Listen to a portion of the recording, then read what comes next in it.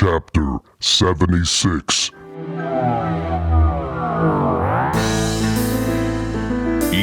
are now listening to the Chapter of the Architect with DJ Architect. Yo, what's going on, my people? Once again, this is your homeboy, DJ Architect. Chapter 76, guys. Hope you guys are doing well. I hope your families are doing good. On the phone, I got a real good friend of mine. He's been on the podcast before as a guest co-host, him and his wife. He's also been on as a guest. A good friend of mine. Him and I, we did some time in the Marine Corps together.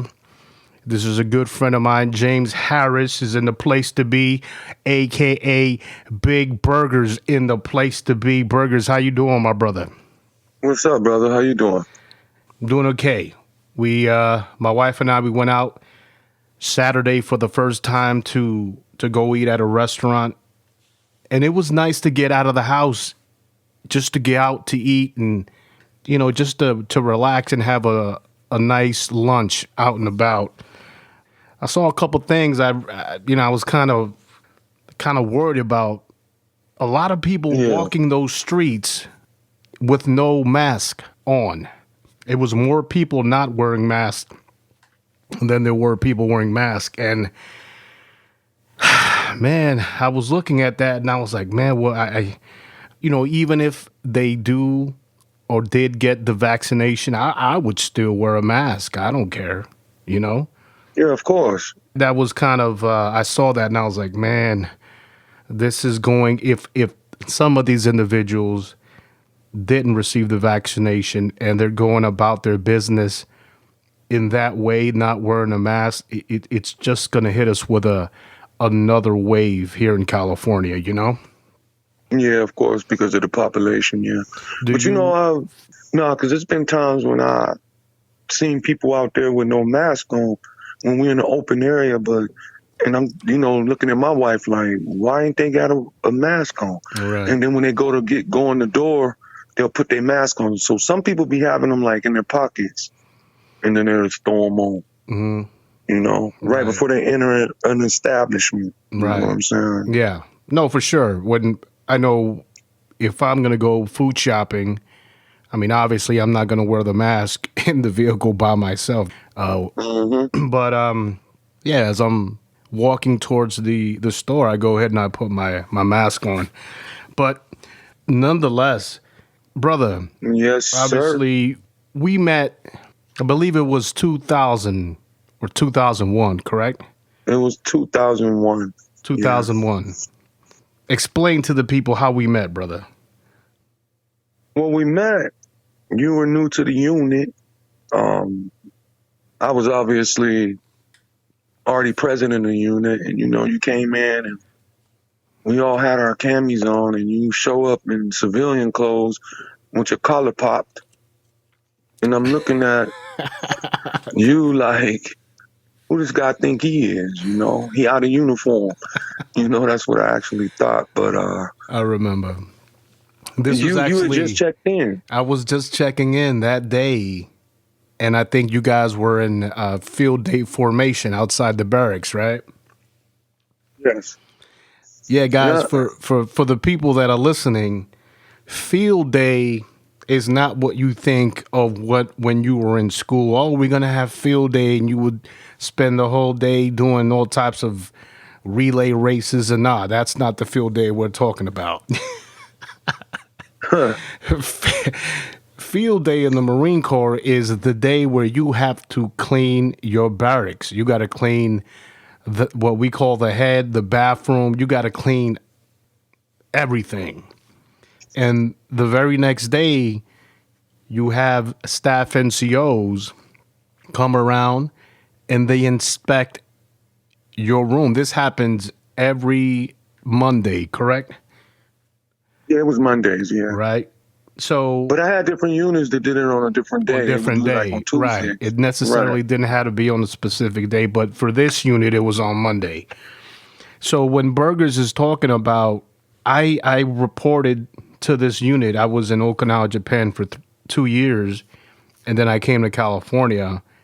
They were in formation.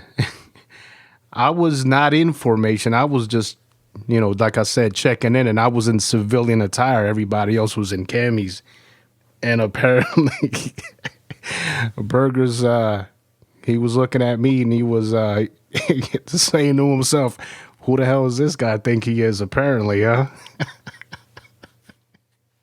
Yeah, I mean, I'll be honest, I was hawking you. Like, who? I mean, you was fresh, though. That was the thing. And I was like, this cat got to be an East Coast dude. I'm looking at you through the corner of my eye like, this cat think he's slick, man. Collar popped. I'm like... Yeah, I remember I had a leather jacket with the collar popped because it was around October time, and it was starting to get Right, a little chilly, nippy. a little chilly. And I remember shortly thereafter, they put me in the room with another corporal. Remember Sanchez? Yes, of course. Sanchizel. So they put me in the room with another corporal, ladies and gentlemen, and Burgers, Lance Corporal Burgers, comes knocking on the door, and he asks me, he goes, hey, Corporal, is Corporal Sanchez here? And I said, nah, he's not here right now. And this dude stuck his fat ass head inside the room. And I'm looking at him like, what the? I was getting ready to slam that door on your neck, my man. I was looking at you like you was crazy. Like, yo, dude, you ain't believe me? I just told your ass. But something about that, you doing that, I was like, this motherfucker got some balls. You know what I mean? Yeah. So we end up going to, I end up going, to the company, and, yeah, man, there were people that, were throwing shade on you. But you and I, we pretty much hit it off right off the bat, man. The fact that you could make me laugh, and shit, we just hit it off right off top. Right. I mean, it was, that the way it worked out was the way it was supposed to work out. The Lord wanted us in each other's lives. So like, hold on, man. Like, I remember when I asked you for a favor and I only knew you for 2 weeks because I had got that girl pregnant. So, and I was like, yeah. Can you help me out, man? I got it. Yeah. Listen, by the way, I like the way you came up to me and you asked me. Look at this. Ladies and gentlemen, this is how Burgers is. Because he's slick. He says to me, Corporal Lopez, can you help me out? Can you lend me some money? I only know this guy for about 2 weeks. He says, can you lend me some money? And it's not $50, ladies and gentlemen. It's, north of. But I said to myself, well, he's in my unit. He's not going anywhere. I'm his corporal. I'm gonna get that money back, whether it's in cash or sweat. I'm gonna thrash him if I don't see that money. But nonetheless, he ended up paying me back. But ladies and gentlemen, this is how he goes about it. He says, Corporal Lopez, you owe my corporal, right? Ain't you supposed to take care of your Marines? And I was like, look at this slick motherfucker. To be honest with you, I really didn't give a damn because, yeah, you're supposed to take care of your Marines, but you know what I mean? If I don't want to give you or lend you the money, it's not going to happen. You know what I mean? But I'm thinking to myself, oh, this guy, he a little trickery ass motherfucker. I gotta watch out for this motherfucker. And that moment I was like, okay, this guy's slick. He's street savvy is what I said to myself. But yeah, brother, we got along very well. We was, smoking and joking, as they say, and we would be, specifically you would be dissing other Marines, and we would be in formation cracking up. Yeah. You know what I mean? Tell them. Well, go ahead. Well, before you start that, back to when you lended me the money at that time, I gave you an offer you couldn't refuse, brother.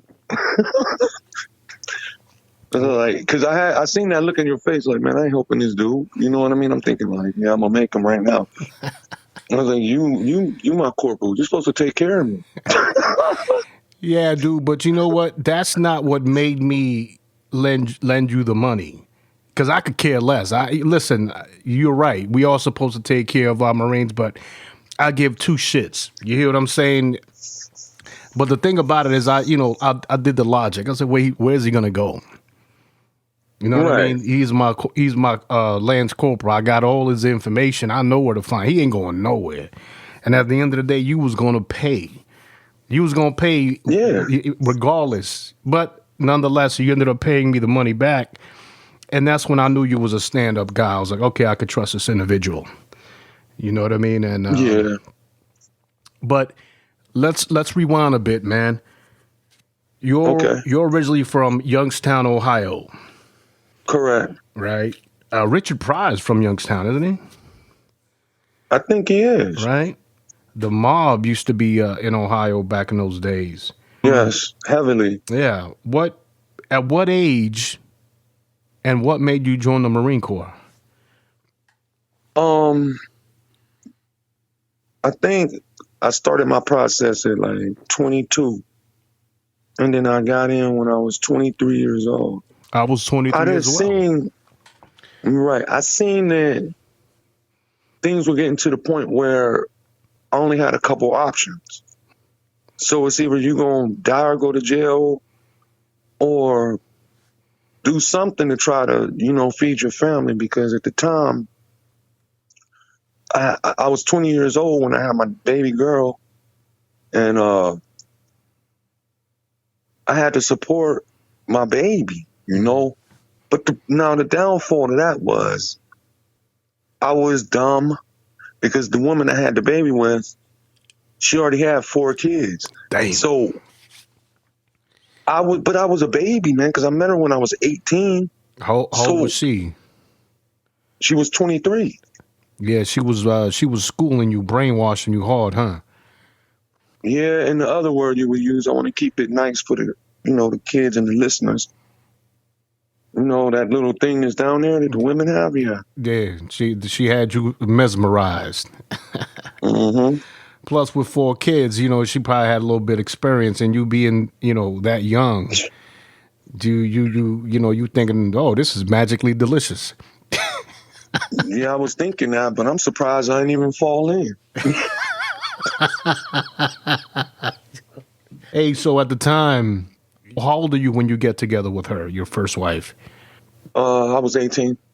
A baby, brother. 18 years old. Oh, my goodness. 18 years old, yeah. And at 18 No, years old... hold on. Hold up. I didn't get married till I was maybe like 22. It was right before I got in the Marine Corps. The 22 So I met her when I was 18. Okay. So at 22... I met her when I was 8. So at 22, you get married, and now you have the responsibility of taking care of... She had 4 kids already with yours. That would have been number 5? Yes, sir. And the sad thing about it is this is an extension to the conversation. All of a sudden, her first daughter, I didn't even know about, her sister was taken care of. And I came home from work one day and she was like, I got something to tell you. I'm like, what the? She was like, I have another baby. I'm like, what? Whoa, wow. So, But I was trying to be a good man and go to the Marine Corps, get out the city, get out of the danger, all the gun shooting and all the violence and stuff. And yeah, but she's do the good thing. she's already playing dirty with you because she's not being honest with you. All of a sudden, you come home from work and she's like, "Yeah, I got a story to tell. I got secrets to let out the closet," and then she drops this bomb on you. I mean, obviously. Of course, you being a man, you're not going to sit there and be like, yo, this is a done deal. But you had to look at her in a different way, right? Well, of course. I'm like, why didn't you tell me from the beginning? But the thing is I didn't care because, okay, one more kid ain't going to really make that big of a difference, That's just another crumb snatcher. So, like, come on. How long, where were you working at the time? What was the name of that spot? I forget. I was working at this steel mill type joint. Mm-hmm. And we used to because see, people might not know this. When you they call it a heat treat. And what that is like they'll get metal and then they put it through this oven. Mm-hmm. This like 1,000 let's say 1,000 degrees to keep so it doesn't, the steel doesn't warp. So I worked in the joint like that. Yeah, I mean, I was making decent money, man, but damn. How long were you doing that job and then supporting your wife and the children before you joined the Marine Corps? How long were you working at that steel mill with the situation with your first wife? Well, I did that for a couple years, and then I got out of there, and I started working at Walmart Tire Loop Express. And then I was doing some other things on the side. You know what I mean? I was doing some other things, so I would work and do the other things on the side, and just bake the cakes, bro. Okay, so you said you had the military always in the back of your mind, right? No, I didn't. It was almost like a last minute thing. And I started going to recruiters because my ex-wife was the one that pressed me to do it. So she was on that. I didn't even press myself. She was the one that put the seed in that brain sack of yours. She was trying to just make sure she was taken care of because she knew everything that I didn't know before the damn recruiter told me. Oh, well, you'll get this much money. She already knew. She was already doing her research. Damn. But that didn't work good for her, did it? Well, we'll get to that. We'll get to that here shortly, man. So you joined the Marine Corps.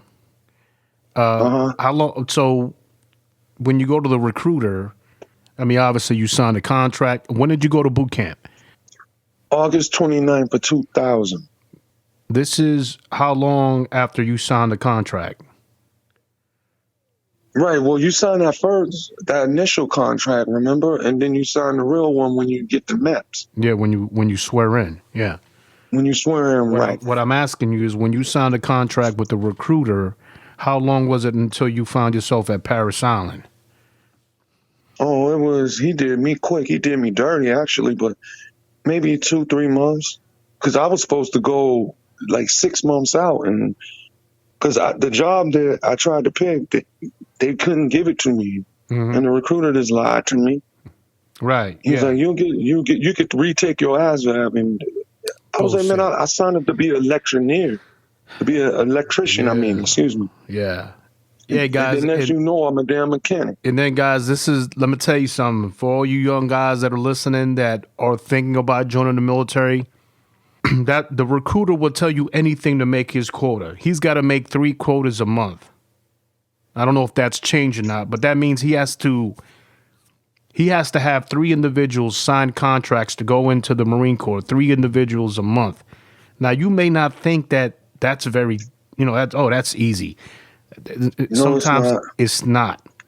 It is not. Try to talk an 18 or 19-year-old kid into joining the military. They're not having it. It's difficult. And sometimes they find themselves in a situation where they might bend the truth or just straight up lie to you just to get that number. Oh, I need this guy. This is my number 3 for the month. And these guys, if they don't make their quota for the month, it comes back on them in a negative form. Your fitness reports, all that, it impacts them in a negative way. So it behooves them to make their quota. What were your first impressions of rolling into Paris Island and going through boot camp? What was your first impression? Hey, can I rewind it a little bit? Sure. And tell you what happened. So up there at the mall, up there outside of my city, it was like every branch of service. I went into the Army office, Navy office, Air Force office, and then the final stop is exactly where you know it was. Because all the other branches were saying, you too much, you way too much. Lose some weight and come back. The Marine Corps was like, we got you. Yeah, we gonna burn that bacon off you real quick. Hold up. Right. And that's a true story. Hey, but you know what though? That's what they're supposed to do. If they really want you. And that's what makes, and look, I was overweight as well. Not heavy, but for my height, I was overweight and sure as hell out of shape. And what the Marine Corps did was, they put you in that pulley program, right? Yeah, I never went with one time. I never went either. Ladies and gentlemen, I'm lying to you. I might have went one or two times just to go run it with them. This Poolie program is what the Marine Corps does is, okay, you're interested in joining the Marine Corps? Yeah, you got to lose some weight. They have this program with other individuals that want to join the Marine Corps, and what the Marine Corps recruiter does is they get you physically ready for boot camp, because you have to pass a physical agility test before you could even start boot camp, and they want to make sure that you pass that test, because if you don't, the government wastes money. So it's imperative to them that they get you physically ready. Okay, he meets the bare minimum physical standards. His weight is good. He's not up to what they would call Marine Corps standards, but in boot camp, he's gonna burn it quick. He's gonna lose pounds quick, and that's what they do. They get you ready. So they instill and they invest time in you to get you ready, and that's what those other branches of service should have done for you, Burgers. Does that make sense? Right, that's true, but I don't regret it now. And okay, so fast forward back to the question you asked me about when I got to So South real Carolina. quick, and my Parris apologies, Island. man. My apologies. So rewind. So why the Marine Corps? Because everybody else was like, "Yo, go lose weight and then come back and see I me." think that I really think that was the option at that point. But once I figured out, the Marines, the hardest dudes, that's where I would want to be anyway. So that's Right. what, you know what I mean? Right. Right. I was just looking for a way out of the city and a way to take care of the family. You Yeah. remember? Yeah. Yeah. So, Yeah. so when I got to Parris Island, it was dark.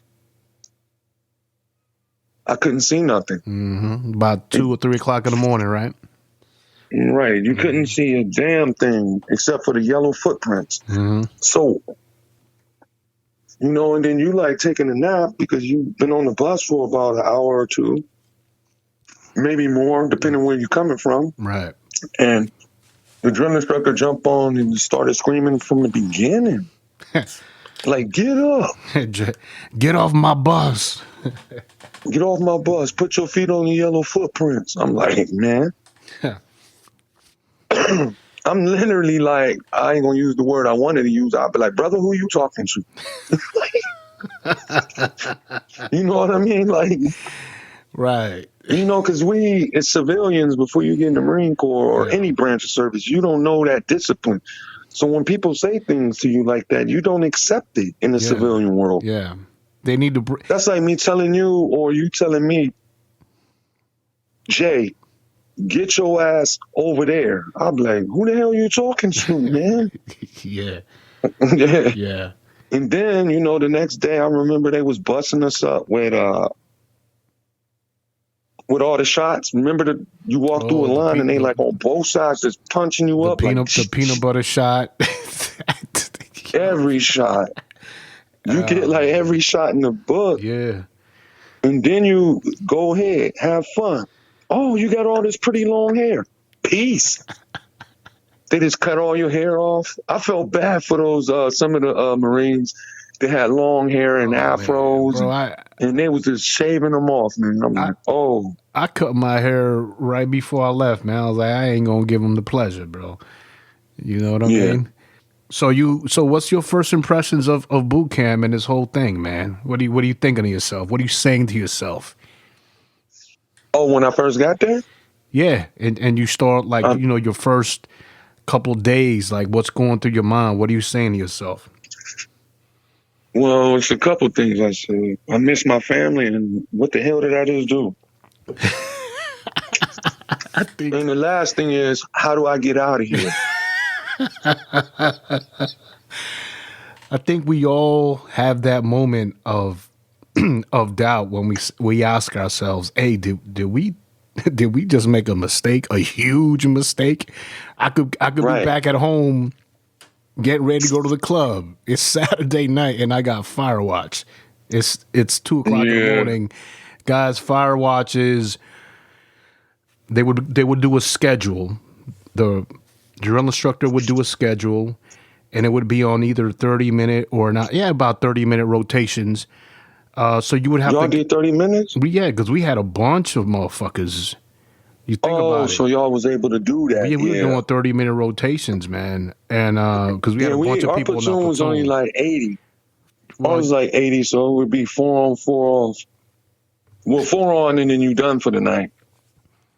I don't know why they do it that way, man. We was doing 30 minutes, man. And so somebody would come, wake you up, and for 30 minutes, you know, you put your camis on and you would walk around the squad bay. It's like these open bay squad bays. And the reason why you were, you know, walking around was weapon accountability. You're making sure there's no weapons missing. You're making sure there's every recruit is inside there, inside the rack, inside the bed. Because, you know, a lot of these motherfuckers be like, yo, I'm out of here. And they go what's called UA, unauthorized absence. And they're like, yo, I'm out of here. So if you find somebody not inside their rack or their bed, then you're going to go to the head. You're going to go to the bathroom. Hey, where this motherfucker at? You got to wake up the drill instructor. Hey, this guy's UA. You know what I mean? Because, you know, but... Yeah, I remember, you know, doing Firewatch and thinking to myself, what the hell did I just sign up for, man? I could be getting ready to go, coming back from the club, you know? Yeah, there's always that moment of, oh, shit. But I tell you what, now, looking at it now, you know, you don't think about it when you're going through it because, you know, it made sense. It made sense. Yeah, there's a lot of intense training. There's a lot of breaking and rebuilding. There's a lot of suffering, a lot of sweat.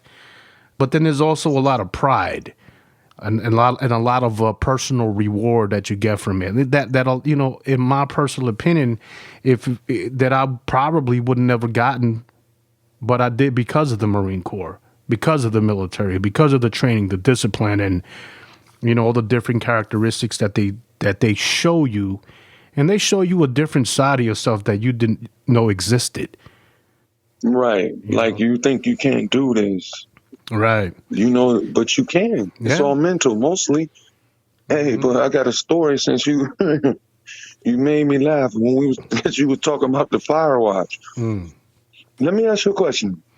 Have you ever had, like, someone, you wake them up for Firewatch and you go back to sleep and they don't wake up, so is no one on post? Oh, no, I never had that.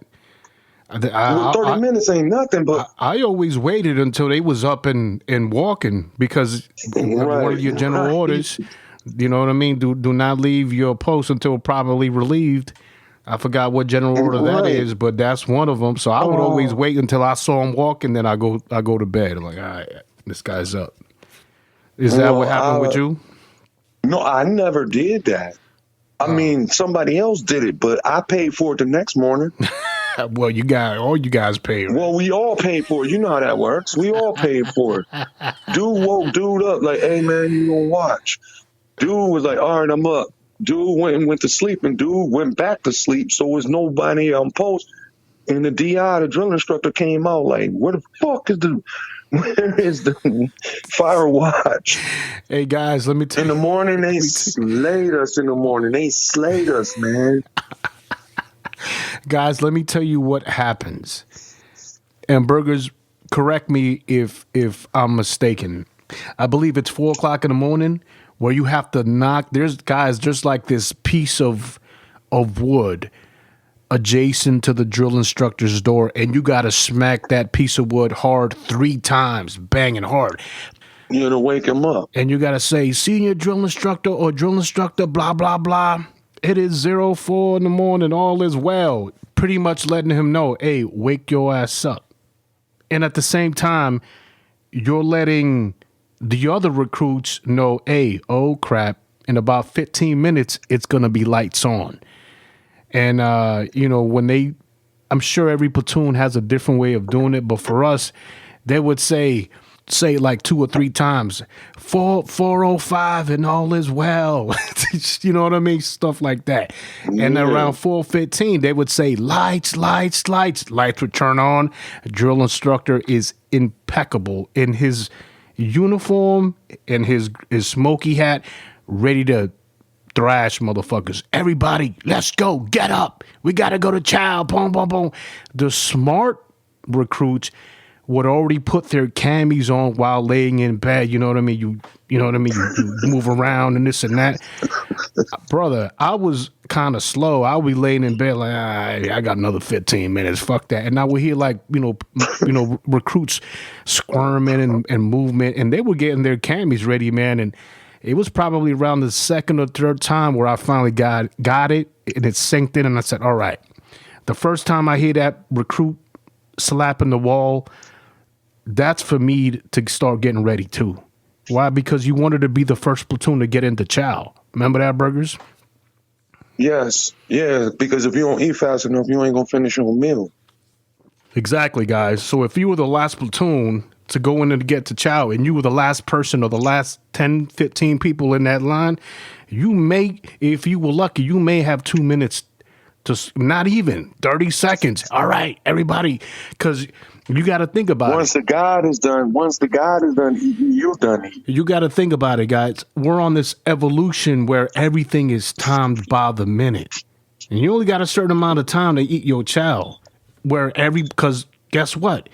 You may have swim calls at 09 or whatever. You might have PT. You might have the rifle range. The obstacle. They not going to sit there and wait for old Mr. Lopez to finish his breakfast and make everybody late. That to make the platoon ain't no. You get one bite of cereal or one bite of egg, and the drill instructor says, "All right, everybody up." That's it. And don't let him catch you taking another bite of food. Yeah, it's a done deal. You're getting thrashed. Yes, because you can't walk and eat. Yep. Tell them that. You can't walk and eat. Nope. You can't drink and walk. So I mean, you can't chew gum and walk. I mean, so there was times where if you was the last platoon and the last person online, you sit down. It never happened to me, thank God. But I mean, you could sit down and the motherfucker drill instructor is saying, "All right, everybody get up." And I felt bad for the motherfucker that didn't even get he ain't even get a bite. He just sat down. And then the drill instructor be like, "Well, maybe next time you move a little quicker." 1046. That was our platoon. Platoon number. Oh, your company. No, y'all platoon. Yeah. Oh, you was 1st Battalion then. Yeah. 1st Battalion. What were you, thumping 3rd? Yeah, Mike Company, baby. Okay, yeah, I was Delta Company. Mm. So your first duty station. What's your first duty station? It was Delmar, where we met. Oh, Delmar. Hey, so at this time, were you still with your first wife? What happened with that? What eventually happened with that? No, I was single. So did you end up leaving your first wife while you were in boot camp, or how did that work out? No, I left her after my second deployment. After I tore my Achilles, and she was never there for me. So. No. We're talking about your first marriage. Oh, shortly after. After you got out of boot camp? Maybe about a year later. Okay. All right. Well, hey, the good thing is that she served her purpose and she gave you the idea of joining the military. So you see how things work, man. Sometimes you just meet people because you just destined to meet them, and they're supposed to somehow send you on your destiny. You know what I mean? So yeah. Okay, so now fast forward. How long were you at that first unit before I ended up coming to the same unit? How long were you there? Man, it had to be like maybe 6 to 8 months, if that. Okay. So fast forward, I get there. Me and you, I get to the unit. One of the main issues that I remember that I had with you, that the platoon had with you, and our section had with you, and I remember it particularly Corporal Taunch. Right, Taunch. Taunch, yeah. You were UA for PT, for physical training. We had a run, I believe it was Monday morning, and you were not there. Go ahead and tell that story. I'll let you tell it. Well, I partied all night the night before, and I didn't wake up on time, so I decided just to earn my camera. So at least I'd be clean to come to work, And Corporal Tunche and Corporal Lopez showed up at my door like, where were you? And I was like, I've been here. You miss PT. I'm like, well, at least I'm earning my camis. You see? And that's why I was like, oh, that's the street thug in this guy trying to get away with. He got to pay. But in his mind, he thinking, oh, well, if I'm going to get in trouble, at least let me look like the innocent good Marine. I'm ironing my camis. I was like, yo, man, that ain't going to save that ass. You have to pay the price. But anyways, I don't even think we ended up doing anything for your ass or anything to your ass. I think it might have been just like a verbal counseling. No, y'all something. didn't. It was a verbal counseling, right? It was like, it happens again, dog. We gonna have to Yeah, and write I your think ass y'all up. made me clean the head or the bathroom. Yeah, it's something that's stupid. That's stupid, dog. Either ways, you randomly got picked anyways. We just say you're gonna do it today. You're gonna clean the bathroom, whatever.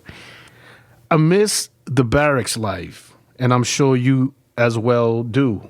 We had a lot of good people in those barracks. Man, just to name a few, Corporal Nunez, Castellano, the pig in the human's blanket, and the pig in the human's body. Turner was in there. Cotto was in there. Yeah. Oh, yeah, our homeboy, Baby Tooth.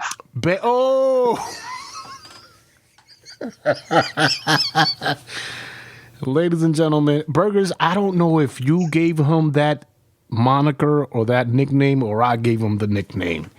But guys, it don't matter. He had baby teeth, man. Listen, there was this corporal. His name was Corporal Segovia. Cool cat from Texas. Mexican cat. Real cool. He was short, but the motherfucker, he was slender, but the dude was fast and fucking strong. Yeah, man, had the agility. I remember we would play football at the beach, and this dude, he would make some amazing catches, and he would break motherfuckers' legs and ankles like doing cuts. And I was like, damn, that motherfucker, you could just tell the dude was physically talented. But the dude had baby teeth, man. He had small, like his front teeth. It was like somebody grabbed a saw and said, we're going to cut these in half on me. He had so we called him Baby Tooth, So let's go ahead. Let's tell some stories about Baby Tooth. Oh. I'll tell the first story, right? So go ahead. How it started, you mean?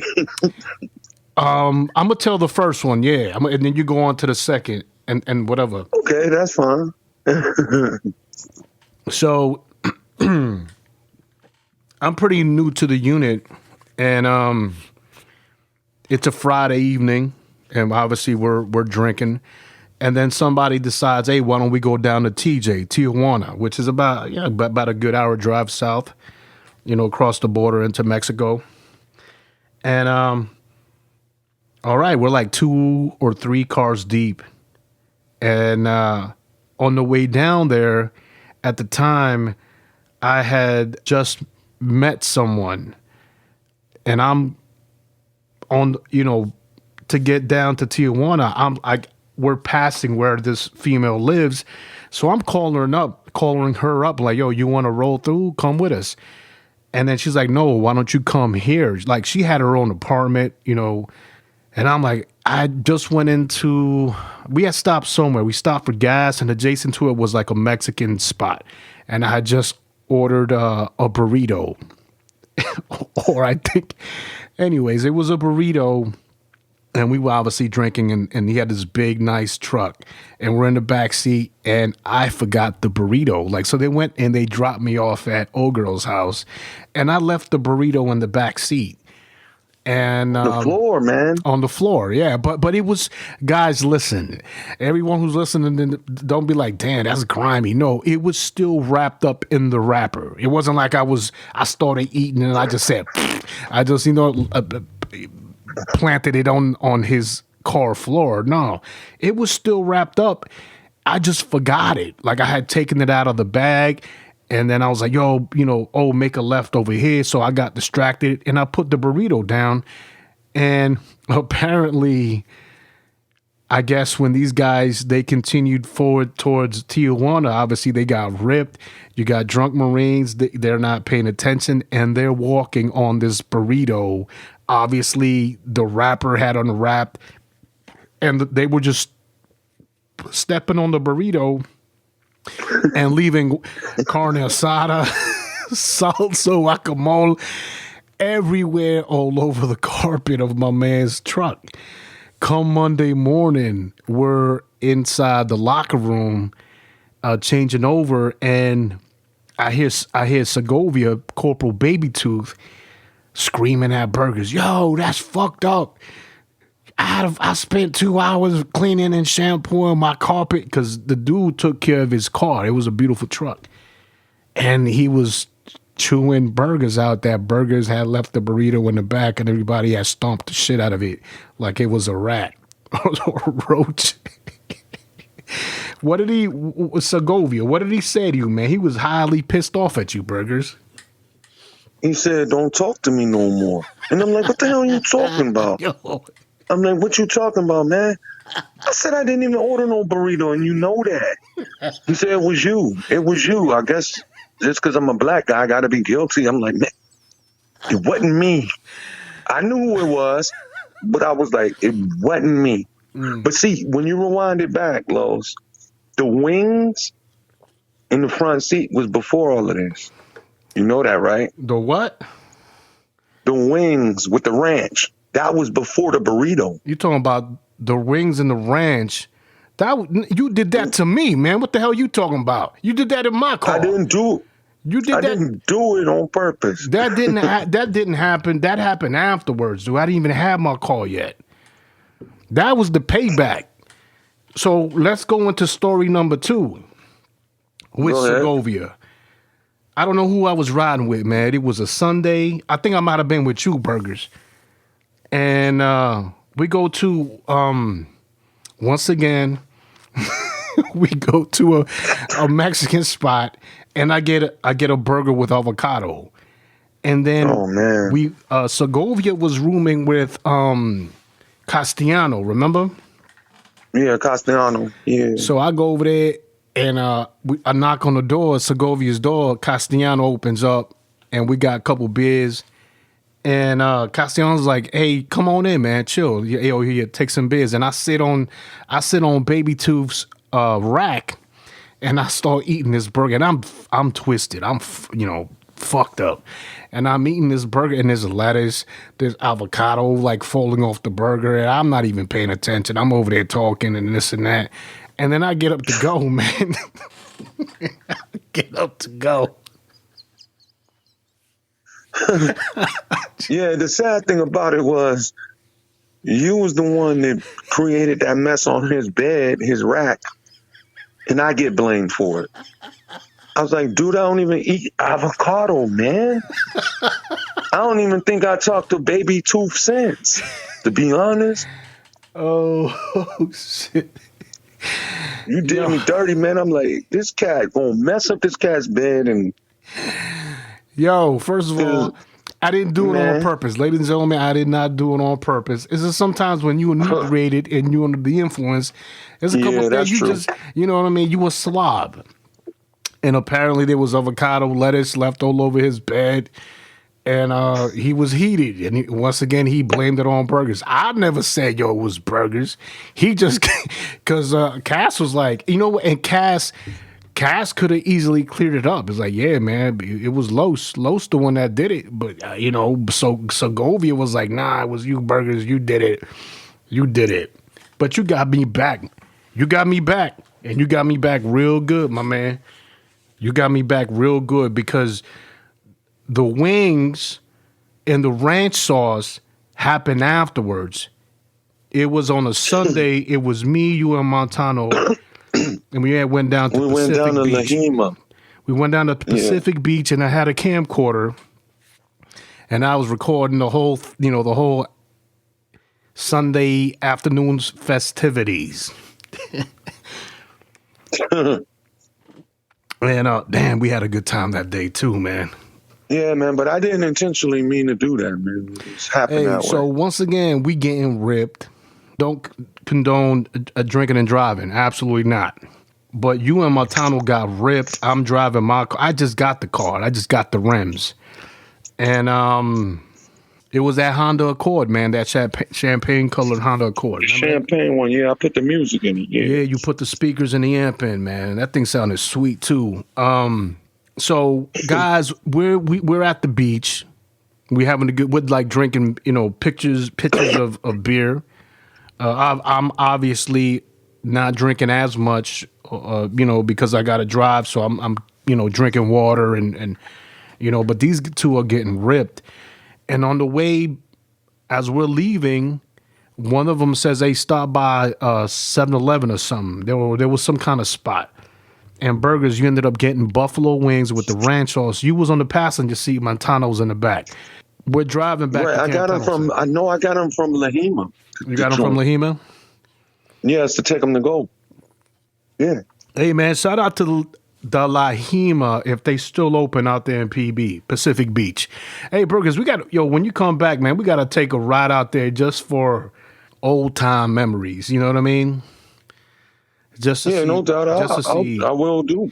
Just to see if that place is still open, man. We had a good time that day. So, guys, the very next day, obviously we get to Camp Pendleton. That was a Sunday. The very next day, we got PT. It's Monday PT. Don't tell me why. There's something about Marine. It might be other branches too, but Marines love to get drunk Friday, Saturday. Don't give a damn if it's Sunday, knowing that Monday morning you got to wake up and be outside 4:30 a.m. and you're probably going on a 3-4 mile run. And when you are hungover and smelling like whiskey or tequila or beer, I mean, they could smell it on you, man. They're like, "Damn, man!" Like half of the platoon is stanky of alcohol, and then you got to go on this 3-4 mile run. Nonetheless, before that, we get into my car. And I open up the door. Burgers is going into the passenger side. And then as soon as I open up the door, this smell hits me. Like the wings, the ranch sauce, the hot sauce. This dude was just grabbing chicken wings, eating them, and was like tossing bones. And apparently the whole platter had like dumped. And it had the top on, but the top wasn't properly secured. So a lot of the ranch sauce, a lot of the hot sauce, it just dipped all over my carpet. And I just got this call, like, I don't know, maybe 3 months. And this motherfucker starts laughing. He starts giggling like a little schoolgirl. And I was like, "Motherfucker, I should make you lick that shit off the carpet, mother." And I'm cursing him out. He's over there laughing. "Yo, my bad. I didn't mean to." I didn't, man. Yeah, nah, man. Well, either ways, hey, you got me back. You got me back for me doing, that bullshit to Segovia. And you know what? I knew that shit wasn't intentional. Because, when I was drunk, I was fucking dropping off. Yeah, it wasn't intentional. Yeah, it wasn't intentional. It wasn't You know intentional. what I'm going to do. Yeah. I was like, "Yo, man, that's it, man. That's the last time your ass is eating in my car. Fuck that."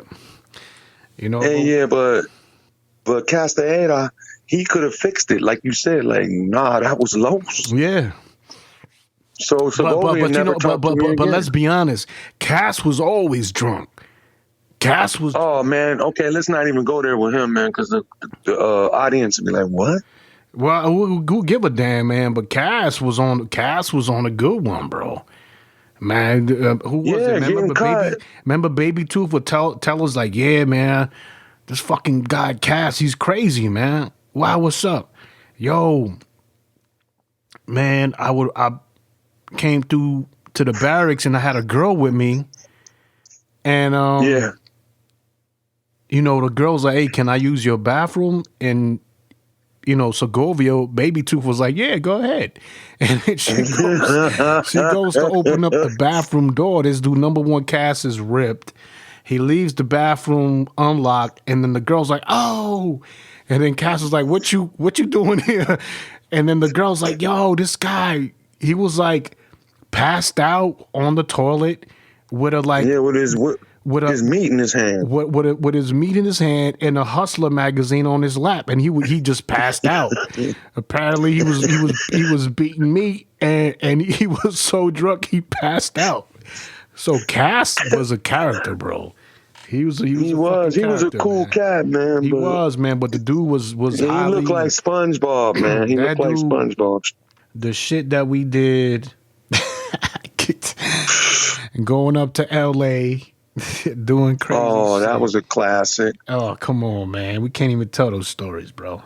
Unfortunately, some of these stories can't see the light. Right.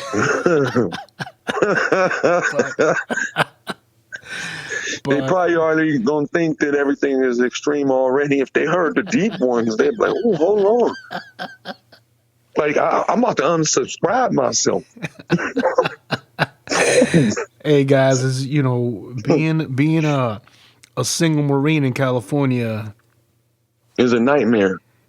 It's a nightmare, but it's fun times, man. It's fun times. It's a lot of, especially you with good people. You with good Marines. We always took care of each other, and I just had a great time. I had a great time both in Okinawa and in California. Yep. I had great times. Libo, which we call Liberty, is your time off. I just had great times in California, man. I really, really did, and Japan as well. But it was a different type of fun. But nonetheless, man, oh man, makes sense. So many good times. Because out in California, every day of the week you can find somewhere to go. Right. Because I only had a couple missions on my plate. It was only a couple missions. And I'm not going to say the missions were that way every time. Right. But if I was on, so I know I'm going to have a few drinks and, have some fun. I'm going to wiggle with somebody, but somebody got to pay. That's what was on my mindset. Hey, man. And back in the days, Oceanside was popping, man. You had Margarita Rocks. Rookies was popping. Tropics was popping. Then you go down to San Diego, man. You had 4th and B, PB. You had the spots at what was it? PB Bar and Grill. Yeah, we went there a couple times and yeah, man, had great times, bro. Great times. Remember the time? It was it was around the Super Bowl was coming to San Diego. Oh, when P got the limo? The limo. Hey, tell them about that story, man. So we all went down there. We was like, what, 60? Yeah, about that. It was me. I know it was me, UP, and we was like 60. Anyway, audience, this was the craziest shit I ever seen in my life. We like, where did P go? Because as Marines, we have to keep accountability of each other, when you're in that environment, because it's a lot of people. Next thing you know, it was the Super Bowl down in San Diego that year. I forget what year that was. And we see our homeboy riding, he hanging out the sunroof like, yo, meet me at the light. We like, what the? So everybody just took off running and get to the damn limo. We jump in the limo. And we're like, how the hell you pull this off? He was like, he had some off time because he was waiting for a party or something. Some extra. Yeah, he was waiting for a party. They was already partying. He knew they wasn't going to be out of there. So he picked us up. So we made some extra dough. And then we picked up the chicks. We was like, man, it's party time. Yo, and I remember we tell the limo driver, hey, stop by. We got to get more beer and liquor. And then, I remember your ass was so ripped. Oh, my God. I think you was wearing, you might have been wearing Timberlands or some shit. I was wearing the Timbos and the laces got caught together and I fell out like, Burgers is getting out the limo and we got chicks in the limo and then Burgers bust his ass and we all start rolling. And the girl's like, yo, is he drunk? This and that. And it's like, man, chill. He just tripped, man. We had so much fun that day too. That was fun, man. Oh man, so then shout out to Peter, man. Pistol Pete, Peter Guns. Pistol Pete, yeah. Yeah, man. That's I mean, obviously not the individual from New York. He's a good friend of ours out here in Cali, and he owns his own studio, and I'm gonna get him on the podcast here shortly, man. We also got moments in the studio, man, going to Escondido, you know? Right. A lot of good times, man. A lot of good times. Hey, brother, you got a good, funny show called The Ghetto Kitchen. Tell them where they can find it, Burgers. Tell them where they can find The Ghetto Kitchen. If you look up on YouTube, you look up Carol and not with the A and D, the other symbol you use, and J, basically. Jay, right? Right, J-A-Y, right. It'll come up and it'll start showing the series. We did quite a few. I'm gonna get back on it, but you know, I had a lot going on this last year, I guess. I don't know how long it's been, but let's check it out. I mean, it's legit. Yeah, no, you guys got some good recipes, and it's funny as hell the way how Carol introduces you. What's going on, players? Or what's going on, gangsters? And then you just you pop up like a jack in the box. Bow. I'm telling you, man. What's real? What's real? What's your other saying? It ain't my problem. It ain't my problem. The guys, whoever's listening, go take a look at the Ghetto Kitchen. Go check it out for yourselves. They got good, they got some good recipes. And it's funny as hell to me. I'll be honest with you, I'll be rolling, man. But let's press rewind real quick, my brother. You and I think the last time that we saw each other was 2003. I remember myself and Sergeant Farrell. It was the evening before we were leaving for Iraq, and you came knocking on the door, and you wanted to take me and Farrell out to go drinking, and I was like, nah, I'm not having it, man. I'll be damned if I'm going to be hungover inside of a plane for how many fucking hours, and we're like, nah, man, we're not going. Yeah, we're not going to go. We're not going to go. But you ended up doing several tours in Iraq as well, right? Yes, sir. But we was missing each other, remember? Every time. Yeah, because I would come back, you would leave. You would come back, I would leave. So we were always missing each other. Like we never got it might have been a good maybe 6 months we spent. No, man, it might have been like a good 2 years. Like we didn't I'm talking about before me and you reunited at GSM with Master Guns Ovi. That was 2 years. 2 years. 2 years. Yeah, because I left. My first tour was in 2003. We didn't reconnect. Reconnect until 2005.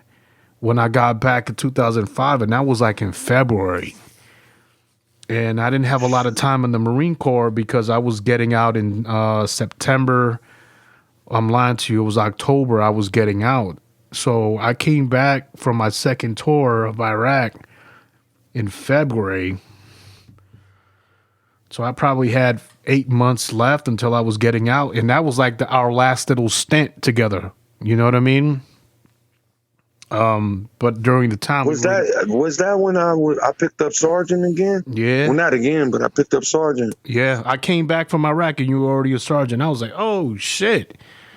I was like, damn, my man. And it was cool. I'm gonna be honest with you, man, because when I first met you, I was your corporal, and then you had picked up corporal.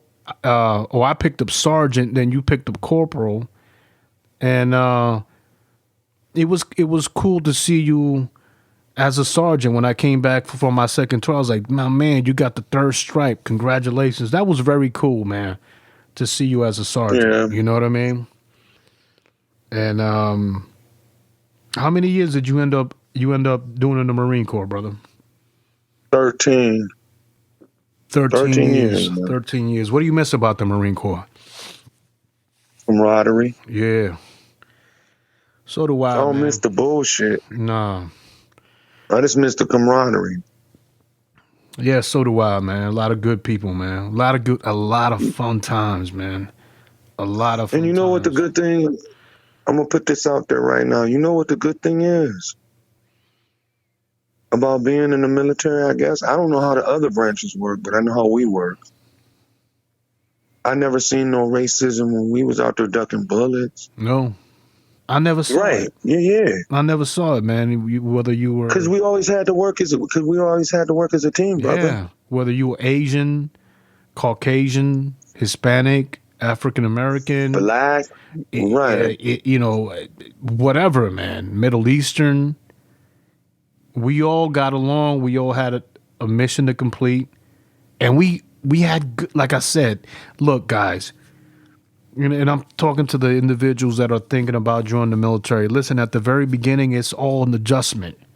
It's gonna be hard. It has to be hard. That's the only way they break you down, but they rebuild you. And one thing I will say is, don't allow them to brainwash you to a point where you become a robot. They're teaching you things, right? And just all the good tools that they teach you, put them in your toolbox and utilize them, to help you grow as a person. Don't be a robot. Don't go into a situation where your chances of survival are not good. Come up with another plan and be like, hey, look, I know I heard what you just told me, but why don't we do a skirmish left? Why don't we do a pincer movement, something different? Because, at the end of the day, you want to come home. So, for you young guys or, young ladies that are listening, don't be completely brainwashed by what they tell you. Have a little bit of self-consciousness to think about and analyze things, and just don't say or do things because someone tells you. Analyze it. If there's a better way to do it, say, hey, there's a better way to do it. And then that leader may look at you and say, okay, this he's a smart individual. I'm going to keep an eye on him. I'm going to cultivate and nurture him. You know what I mean? So he can become a good leader. You got anything to add to that, Big Burgers? Yeah, I totally agree because I got lucky in my eyes because I grew up around youth and I haven't had my last unit was the worst unit I ever been in. But prior to that, every unit, everybody was leaders. But, I picked up sergeant in 5 years, so it wasn't nothing that a lot of people could tell me. Right. And I knew my shit. I knew what I was doing. Right. I was checking first sergeants. I was like, hold up, man. When I had to go over, like you explained, the MOS situation, the military occupation skill, yeah. I was already on it. Like, man, you ain't gonna tell me how to do this. I've been doing this for, it took me about 6 months to learn the job, But after that, it was over. I got a NAM for that, Right. The Navy Achievement Medal. You got any you got any pieces of advice for a young individual getting ready or thinking about joining the military? You got any advice for them? At this time, I think that just if you're trying to get a little kick to get like a degree or something like that, just go to the military. If you're smart enough, go to the Air Force real quick. Y'all really don't see combat unless you're a pilot, right? Go there, do your 4 years, get out, and continue your education. That's all I could say. I agree. Take advantage of that post 9/11 GI Bill. The military is not going to make you a millionaire, but I'm going to tell you, it really does have great benefits. And when you're a certain age and you're able to leverage those benefits on your behalf, you will not be sorry. You just have to be mindful of what it is that you want to do, and then execute. You got That's the anything? key. You got anything else to add to that, my brother? Well, when you say execute, that's the truth, you know. And one thing I always say to myself is proactive, not reactive. Right. Don't wait for the last minute for something to happen. If you see it coming, now you won't see everything that's coming towards you directly. But if you can actually see what's gonna come down, and you gotta come down the pipes, you have to be proactive. Yeah. Prepare. Because I've seen many people just wait to the last minute when they already knew they was gonna have to handle the situation, and the situation don't get handled, and then they calling around asking everybody for money because they put themselves in that situation. Right. You had a chance. Right. Well, brother, hey, look, man, it's been a pleasure having Yes, you sir. on. You, my brother, you know I love you to death, man. And listen, how's life in Ohio, man? I know you guys left California several years ago, and how you guys doing in Ohio? How you liking that, man? Well, I'm from out here, so it was nothing new to me. I knew how to adjust immediately, Right. and I was surprised that my wife adjusted so quickly. Okay. But I gave her, you know, the quick little. I said, look, you need to get some thermals. You get a neck gaiter. So we've been wearing neck gaiters before the COVID started. Mm-hmm. And you wear layers because it gets cold. But she wanted the seasons because you get all the seasons. But brother, if you ain't got nothing else, man, then you know, hey, listen, I want to thank you for your time, and for all the people that are listening. Hey, stay safe. You know, keep wearing your mask, guys. You know, do it for your family. Yeah, wear your mask. Yeah, do it for everybody. Do it for your family. Do it for the people that you love. Do it for strangers, man. I mean, you know, this is how so many people. And they're still dying, you know, just because they're saying that things are curving down, it doesn't mean that you still can't take your precautions, man. Just be safe. Love one another, man. You know, take care of one another. Ladies and gentlemen, this has been Chapter 76. I love you guys. Go ahead, like, subscribe to the podcast. Go check out Burgers and Jay's Ghetto Kitchen. You guys going to get a laugh out of that, and you guys going to check out some good recipes. Nonetheless, this has been Chapter 76, DJ Architect, and on behalf of Big Burgers, we are out. Peace. Thank you, DJ Architect, All right. for having me, man. Absolutely, man. You stay safe, and All we'll right, talk thank you. soon, brother. Peace. DJ Architect.